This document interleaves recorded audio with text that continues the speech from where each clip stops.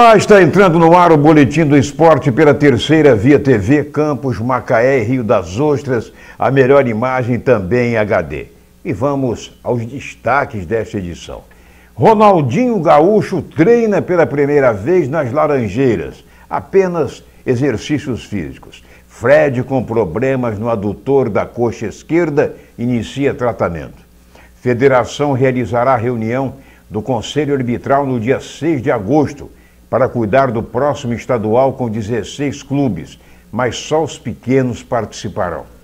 Não há limites para os vexames do futebol brasileiro. Jogador que atuou na Copa América flagrado no doping. Resultado da contraprova sai hoje. Dirigente do Goitacás representará clubes da Série B no encontro com deputados em Brasília. Macaé joga com o Vitória hoje à noite no Barradão, pelo Brasileiro da Série B. Campeonato Campista de Supermasters teve penúltima rodada e Solizé ainda lidera a fase de classificação. Agora, no Boletim dos Esportes, aqui na Terceira Via TV. Realmente não falta mais nada para denegrir a imagem do futebol brasileiro. Agora, chega a notícia que um jogador que disputou a Copa América pela seleção canarinho atuou sob efeito de substância proibida, isto é, flagrado no antidoping. O jogador Fred, do Shakhtar, foi o autor da façanha e o resultado da contraprova será conhecido hoje.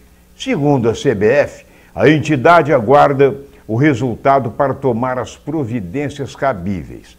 Já o atleta disse ontem, ele joga na Ucrânia, que todos os medicamentos que tomou foram dados por médicos da seleção. E como informamos ontem, o Brasil, a partir de outubro, estará disputando as eliminatórias para o Mundial de 2018 na Rússia. O jogo de estreia será contra o Chile, em Santiago. O segundo em casa com a Venezuela e, finalmente, em dezembro, em Buenos Aires, com Los Hermanos. Os outros jogos só no ano que vem.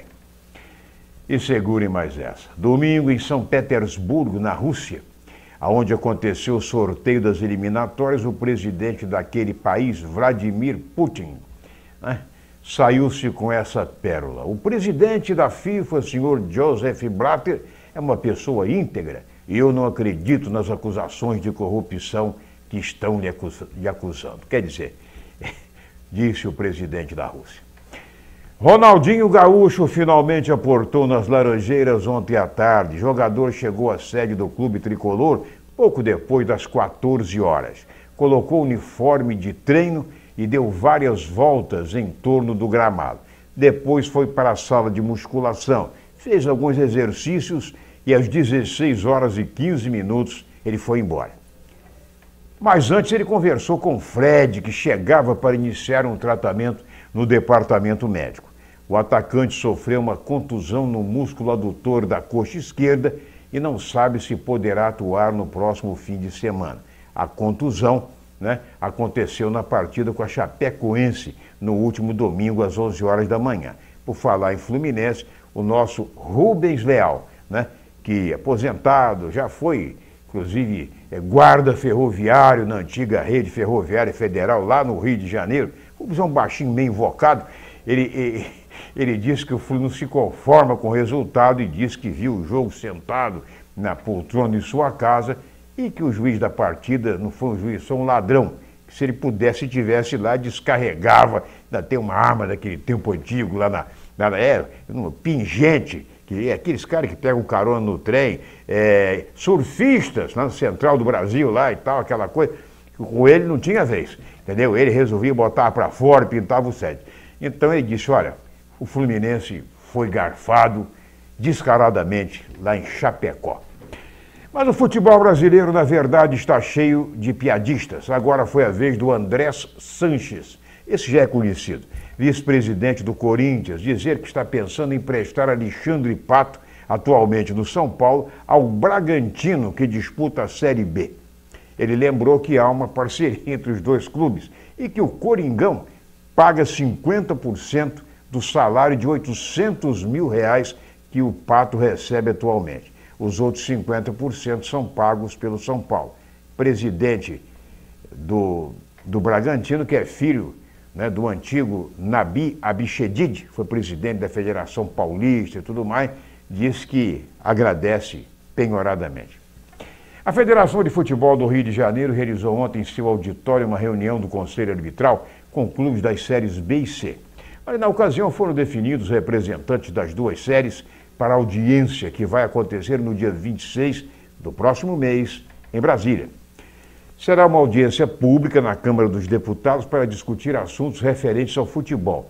Da Série B foram definidos dirigentes do Goytacás e da Série C, do Duque Caxiense.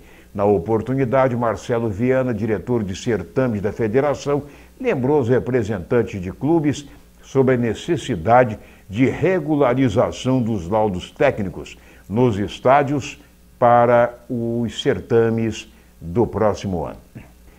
E o Macaé joga hoje à noite pela 15ª rodada do Brasileiro da Série B. Time do Norte Fluminense enfrenta o Vitória no Barradão a partir das 19h30. O Macaé está em 8º lugar com 22 pontos. Falando em Macaé, o presidente Mirinho do Macaé esteve domingo aqui em Campos assistindo ao jogo entre o Campos e o Duque Caxiense, observando alguns jogadores novos que atuam principalmente no Roxinho. Esteve em companhia do Dr. Marco Brito, que é um dos gestores do Campos Atlético Associação, e do presidente Márcio Reinaldo, do Roxinho. Os demais jogos de hoje são Paraná e Náutico, ABC e Ceará, Oeste Sampaio Correia, Paysandu e América Mineiro, Mogi e Bragantino, Boa Esporte Luverdense, Santa Cruz e Bahia, Atlético Goianiense e CRB e, finalmente, Botafogo e Criciúma. Os dois últimos começam às 21h50. Os outros às 19h30. O técnico Ricardo Cruz não sabe se vai continuar dirigindo o América, campeão estadual da Série B. O ex-goleiro do Botafogo aguarda pela diretoria do time rubro, que ainda não procurou para falar sobre renovação. Ele lembrou que há cerca de 3 anos é funcionário do clube e é o treinador de goleiros do Mequinha. Amanhã será protocolado na sede da federação a proposta elaborada pela comissão encarregada de apresentar sugestões sobre o modelo de disputa do próximo estadual, no ano que vem. De acordo com a proposta, os 16 clubes disputariam o campeonato nos moldes do último Paulistão. 4 grupos de 4, classificando-se os 2 primeiros de cada grupo. Esses disputariam as quartas de final em um só jogo. As semifinais de ida e volta e a final também em 2 partidas. Aqui por Campos, jogadores do Roxinho se apresentaram para a revisão médica ontem e hoje iniciam treinamentos visando o jogo de quinta-feira no Ângelo de Carvalho com Itaboraí. O técnico Rafael Soriano já deverá contar com o atacante Anderson Manga, artilheiro da Série C, que não atuou no último domingo. Fez falta, já que cumpria suspensão automática pelo 3º cartão amarelo. E no fim de semana foi realizada mais uma rodada do Campeonato Campista de Supermasters, com 6 partidas valendo ainda pela fase de classificação. Lembrando que os 8 primeiros colocados vão para a fase de mata-mata. O primeiro com o 8º, o segundo com o 7º e aí por diante. O Solizer se manteve na liderança, time lá do Jardim Carioca, faltando apenas uma rodada para o encerramento da etapa classificatória, ao vencer o Eldorado por 1-0. O Gramado, segundo colocado, também derrotou o Riachuelo por 3-1. Rádio Táxi e Vitor Sense empataram em 1-1. O Limite, terceiro colocado na classificação geral, também venceu o Torino por 2-1. Já o Ipiranga não encontrou dificuldades em golear o Aventureiro por 5-0. Deitou e rolou. Leopoldinense 0, São Jorge 1. Solizer com 31 pontos lidera. Gramado tem 30, Limite 22, Ipiranga 17, Outeiro 15, Riachuelo 14, Rádio Táxi 13, Vitor Sense 12 pontos, estão no G8. Fora da zona de classificação, mas ainda com chance para 13, mas a coisa torna-se difícil, já que vai enfrentar o Gramado, vice-líder do campeonato. Torino e São Jorge têm 9 pontos, só podendo chegar aos 12. Leopoldinense e Aventureiro não tem qualquer chance de classificação, com 6 e 5 pontos, respectivamente. E a próxima rodada terá Torino e Riachuelo, Leopoldinense e Aventureiro, Outeiro e Limite, São Jorge, Rádio Táxi, Solizéria, Ipiranga, Gramado e Eldorado.